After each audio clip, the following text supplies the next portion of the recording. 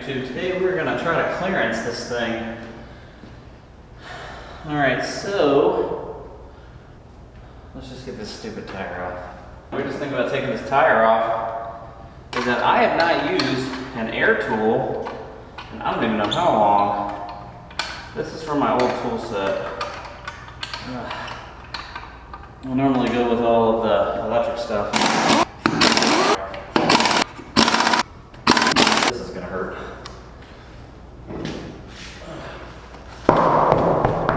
Alright, so the issue I'm having is right in here is I'm rubbing. The tire's actually rubbing as it comes up and articulates up here. I've actually looked around. I'm not getting any rubbing anywhere else, but I'm getting, it's right in here. So my plan is to come here with like a grinding wheel. I gotta fix this too. Gotta put a waterproof connector there, like a Deutsch.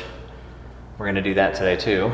But the plan is to come in right behind this bracket for the tire carrier, and I'm gonna try to cut off this whole kind of angle in here. And in fact, the funny part is I've got no bolt going up into the frame here. It broke off like, I don't even know how long ago. So, you know, the plan is to kind of come in here and just cut at a whole angle and see if I can't clear that. And then I'm gonna actually have to check the other side. I don't think I'm getting rubbing on the other side as bad as this side. This is the side. Actually, let me show you the tire real quick.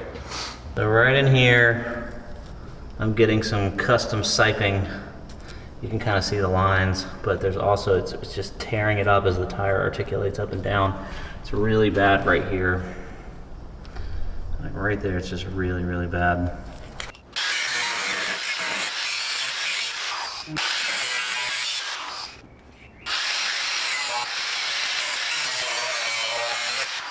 So let's see how we did.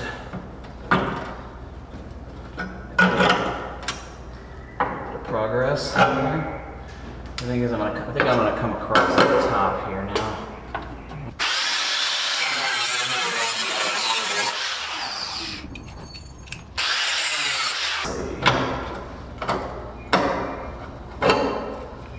This is looking better.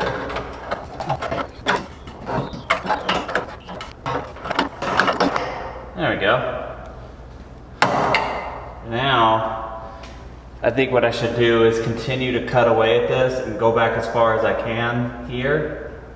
And then I've got some plate steel over there. I'll cut that to kind of fill this whole thing up. This will be interesting to look in here to see where the heck, maybe I can, yeah, you know what? Because I'm cutting this open, I can even put a bolt back in here. Right.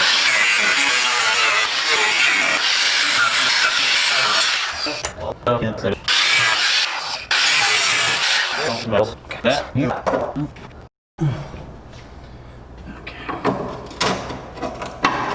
Oh boy, that's rusted. Okay. Look at that, there it is. There's the plate that holds the bolt.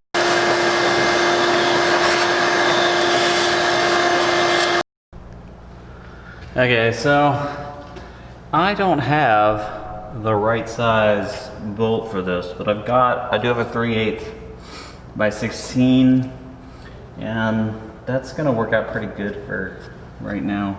I haven't had anything in there for a while, so I'm assuming that will be okay. The one thing I am gonna do though is that I'm just gonna cut this this flap off here. I'm not gonna, there's no reason for me to keep it. So I'm gonna cut that off, and then I'm gonna get a flap wheel out, and I'm gonna smooth all this down, and I'm actually gonna cut it all the way to this bracket, cut this all the way back to this bracket, and kind of like, you know, open it up. And I think that is gonna give me enough clearance. I'll cut this off, this little, there's actually a little tiny tab here. I'll cut that off, and I think after smoothing that out and painting it, that should be enough clearance for my tire, because it's barely getting into the tire at all, and I just cut off probably 2 inches of material that was kind of poking out there. So that's the plan. Let's do it and see what it looks like.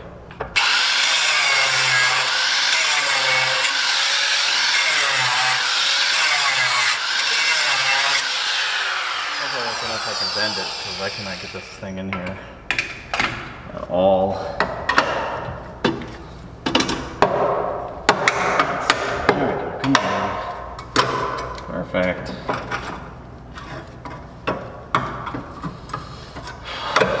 Yeah, I think that's what I'm going to do. I'm going to just leave this open because that's pretty convenient to getting to that body mount. I like that.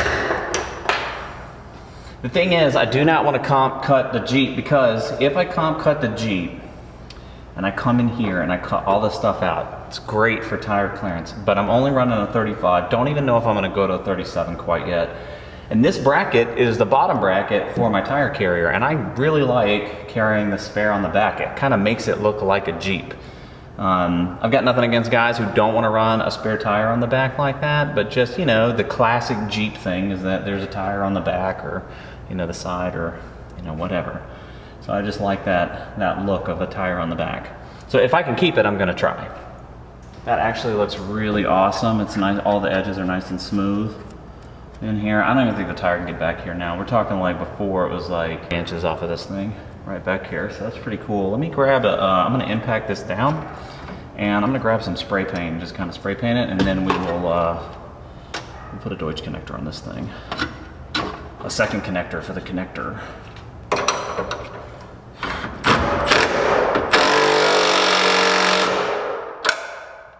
Cool. Not that I needed that, but it'll help. And now the Jeep can still kind of look like a Jeep from behind. When it's comp cut, you could tell that it's just missing like all of the body. Let's see how this works out.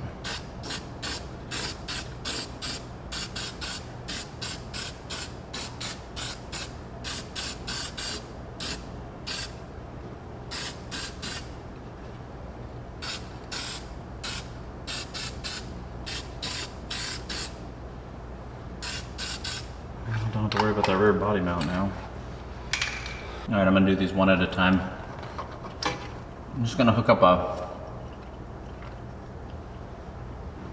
a Deutsch connector in here. Okay, so what we need to do first is cut this off. You don't need a whole lot when you strip these back, because not a lot goes into the terminal itself. Okay. So, right on this side, we're gonna just do all females. So what I do is, let's see if you can see this. So here is your terminal. It's very kind of hard to see here, but this is your terminal. This is where it goes in. There's actually a little inspection hole right here where you can kind of see, man, you're just not gonna be able to see that, it's too small. Inspection hole where you can see that it's going to go all the way down on the wire like that, and so now I can actually see that it's seated all the way. These are actually not too bad because they're at this height, but what you got to do is you got to come past this little ring here. This is the ring, is that little ring right there is how it locks into the connector. You got to go past that and you got to crimp behind that thing. So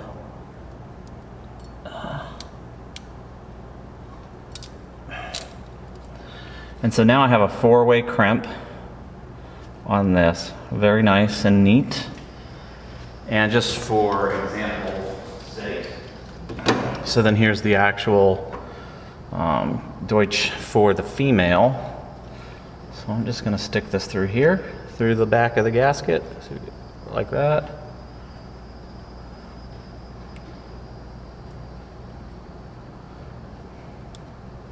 And it clicked. And it's in there, and so now I just need to do the corresponding one over here, and I'm gonna hook that to a male. So the funny part is this is like pretty thick wiring on the OEM side from all the halogen stuff from 1993, and now you don't use any of that.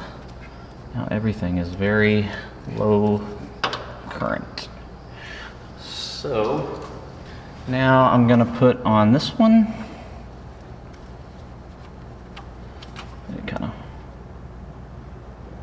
I don't think I'm gonna be able to, I'm not gonna be able to get the whole thing in there because this wire's a little, I'm using, these are DTM Deutsch Mini connectors, and they're only for think like 16 to 22 gauge or 18 to 22 gauge wire. It's a pretty small wire that this is made for, and this stuff on the Jeep side is good lord.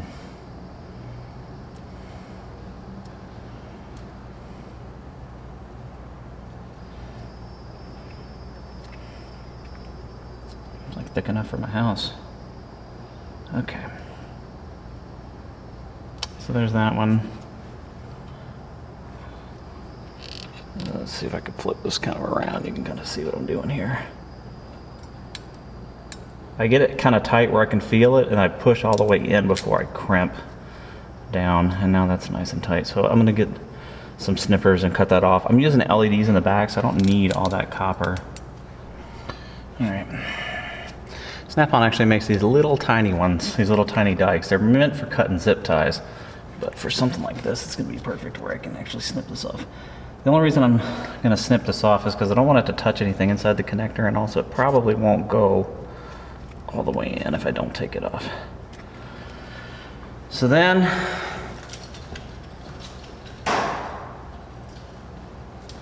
we grab our corresponding one, and I want to make sure that I keep everything the same, like connected to the same wire. That's why I'm doing them one at a time, because I don't feel like having to make a diagram or anything. Oh boy, that's gonna be tough.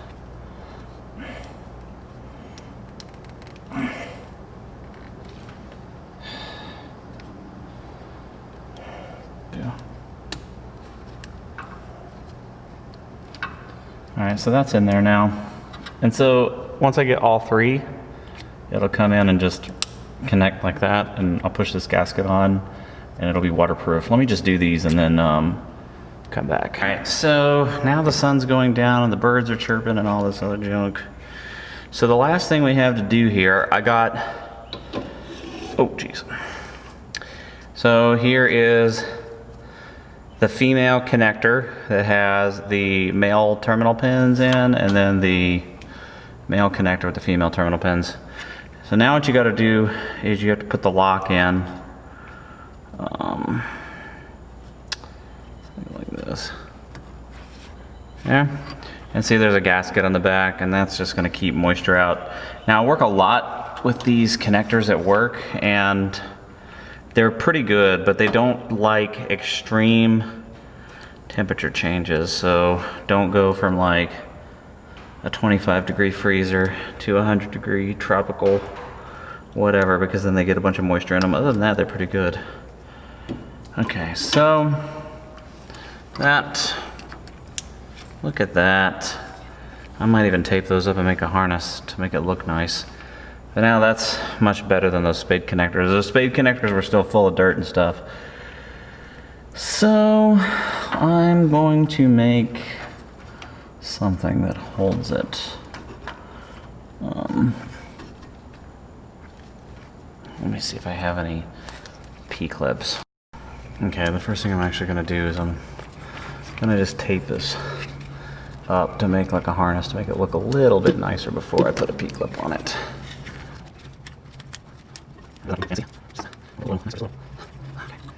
You want to mix in some professionalism with your redneckery. Okay. That's cool. So I think what I'm gonna do is I'm gonna P-clip it right here, right to this thing like that. That should keep it out of the way. I probably should drill a hole here to make my life easier, but I am not going to do that. You know why? Because #lazy.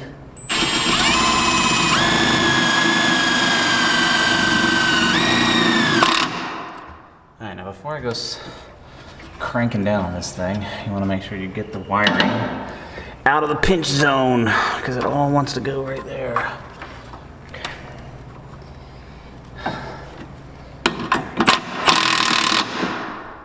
Perfect.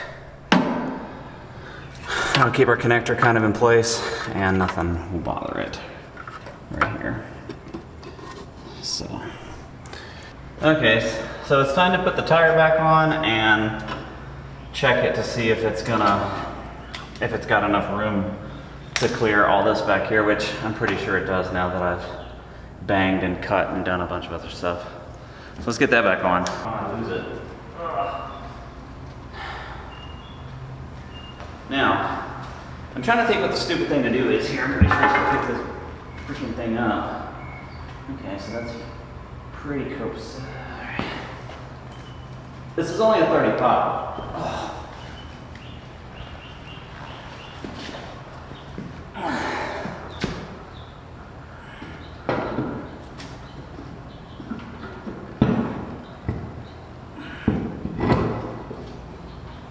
I was saying I should be able to do that. Somewhat heavy, this thing.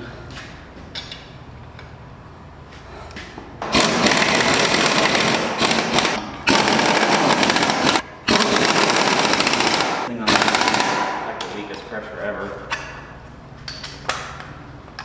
I will say one thing though, my Milwaukee has a ton of power, but good lord is it heavy compared to this thing. This thing is super light.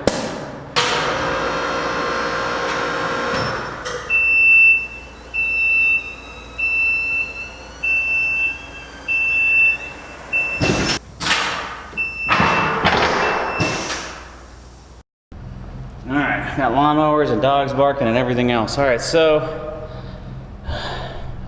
now you can see that there's a whole lot more room, and actually it's hard to see it from this angle, but looking down on the tire this way, everything that used to kind of hang out here where the tire would kind of come up, it's not there anymore for it to get hung up on. So now I think it's going to be pretty hard for this tire to rub on something. Like, I'd have to be really flexed out. So I got everything clearanced out. There's plenty of space now for the tire to actually come up and hopefully miss a whole bunch of this stuff. It might still snag back here just a little bit. I mean, that's not really where it was hitting. Where you could see where the tire was just totally rubbing on the inside, like probably about an inch or so, maybe 2 inches, an inch to 2 inches, somewhere in there is now gone. So now there's plenty of space for this tire to move up and down. Don't think that there's enough space for that 37.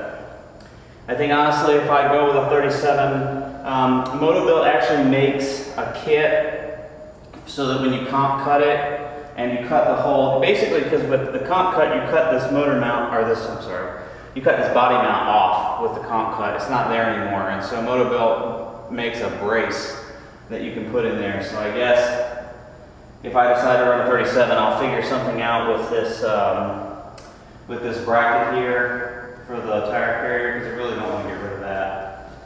But yeah, it's done, and almost ready to go to Old Florida Jeep and Off-Road event, and that's going to be June 21st, I think. I don't know, it's like a Saturday. Anyway, be there, we'll be there. It's going to be a good time. I'm planning to trailer this thing so I don't break it and have to figure out how to get home. So until next time, YouTube, thanks for watching, and